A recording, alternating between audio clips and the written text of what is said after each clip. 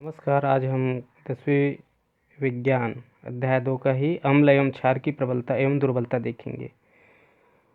कोई भी अम्ल या क्षार कितना प्रबल या दुर्बल है यह उसके आयनन की मात्रा पर निर्भर करता है। जैसे प्रबल अम्ल क्या है, तो वे अम्ल इसका जलीय विलयन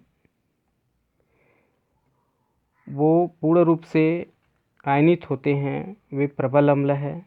जैसे नाइट्रिक अम्ल HNO3, सल्फ्यूरिक अम्ल H2SO4। इसी प्रकार प्रबल क्षार वे क्षार जो जलीय विलयन में पूर्ण रूप से आयनित होते हैं, वे प्रबल क्षार है। जैसे NaOH sodium hydroxide, KOH potassium hydroxide. इसी प्रकार दुर्बल अम्ल है वे अम्ल जिसका जलीय विलयन में पूर्ण रूप से आयनित नहीं होते या आंशिक रूप से आयनित होते हैं, वे दुर्बल अम्ल हैं। जैसे CH3COOH H2CO3, यानी ये दुर्बल अम्ल है जो पूर्ण रूप से आयनित नहीं होते, आंशिक रूप से आयनित होते हैं।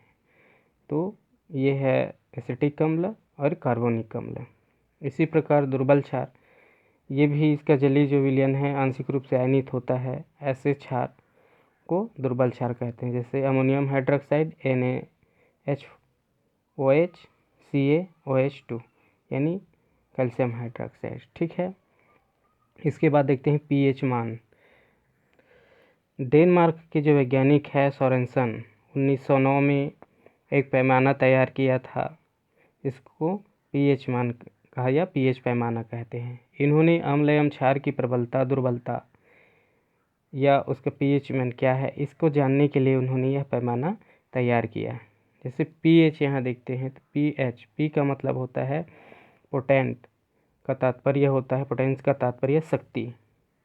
अर्थात pH स्केल में जो पोटेंस है उसमें H धन आयन है, यानी विलयन में जो हाइड्रोजन आयन है उसकी मात्रा कितनी है यह pH द्वारा प्रदर्शित किया जाता है।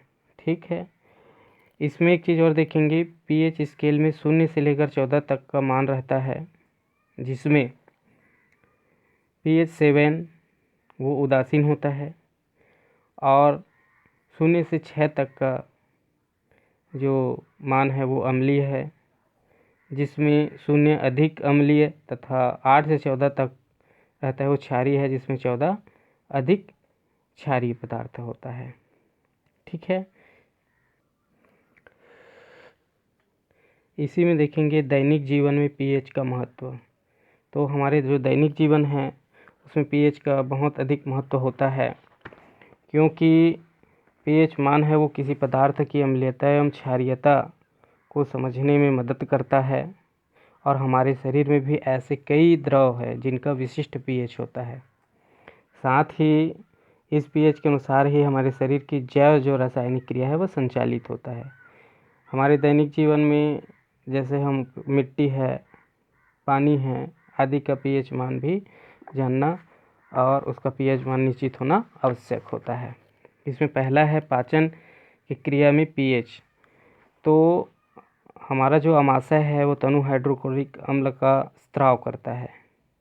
यह अमाशय की किसी प्रकार की जो हानि होता है वो हानि नहीं होने देता, बल्कि भोजन के पाचन में सहायता करता है। यानी ये जो हाइड्रोक्लोरिक अम्ल है अमाशय उसको हानि नहीं पहुंचाता, बल्कि पाचन में सहायक होता है।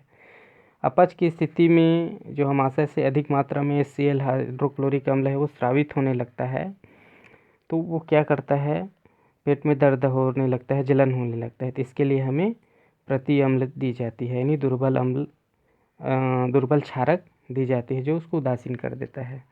ठीक है। इसी प्रकार रक्त का pH और जैविक क्रियाएं, यानी हमारे जो रक्त का pH है 6.8 से 7.8 के बीच होनी चाहिए।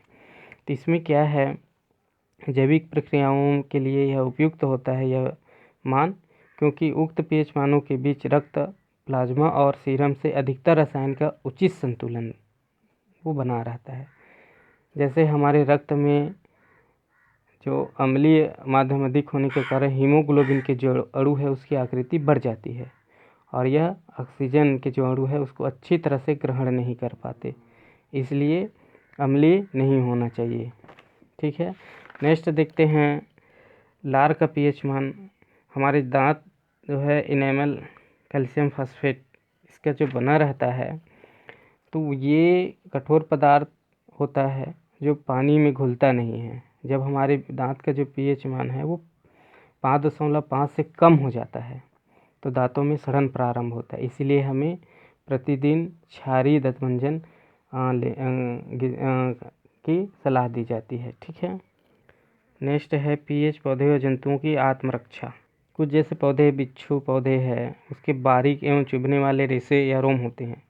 जब कोई व्यक्ति या मनुष्य इसको नुकसान पहुंचाने के लिए इसके संपर्क में आता है तब चुभ जाता है और फार्मिक अम्ल छोड़ता है, जिससे वहाँ जलन और दर्द महसूस होता है, तो पौधे खाए जाने से बच जाता है। इसी प्रकार मधुमक्खी डंक मारने से भी वहाँ अम्ल स्त्राव होता है और दर्द या जलन अनुभव होता है। तो इस प्रकार जीव जंतु है वो और पौधे है वो अपनी रक्षा अम्ल के कारण कर लेता है। इसी प्रकार है मिट्टी का पीएच और फसल उत्पादन। जैसे मिट्टी का पीएच यानी धान की जो फसल है उसके लिए 5 से 8 का होना या पाया जाना चाहिए। तो इसमें यदि इसकी मात्रा कम या ज़्यादा हो जाती है तो उसमें किसानों को खाद या चूना या राख डालने की सलाह दी जाती है। इस प्रकार हमारे दैनिक जीवन में भी पीएच का बहुत अधिक महत्व होता है। ठीक। नेक्स्ट देखते हैं 2.7 लवण यानी साल्ट। साल्ट क्या? नेक्स्ट देखते हैं अम्ल वर्ष क्या है। तो अम्ल वर्ष में क्या है, carbon dioxide, sulphur dioxide, nitrogen के ऑक्साइड आदि वायुमंडल में पहुंच जाते हैं और वहां जल वाष्प के साथ मिल करके वर्षा के रूप में नीचे आते हैं, जिसे अम्ल वर्षा कहा जाता है। यह बहुत हानिकारक होता है, जैसे मिट्टी में अम्लीयता क्षारीयता का बढ़ जाना। इस कारण ताजमहल का जैसे है उसका दूधिया रंग धूमिल होते जा रहा है, यानी इमारतों को नुकसान पहुंचाता है। ये गैसें जो है वो श्वसन संबंधी रोग भी उत्पन्न करते हैं। जैसे कार्बन डाइऑक्साइड है जल के साथ मिल करके ये कार्बनिक अम्ल का निर्माण करते हैं। इसी प्रकार सल्फर डाइऑक्साइड ऑक्सीजन से मिल करके सल्फाइड बनाते हैं और सल्फाइड जल से मिल करके सल्फ्यूरिक अम्ल का निर्माण करते हैं।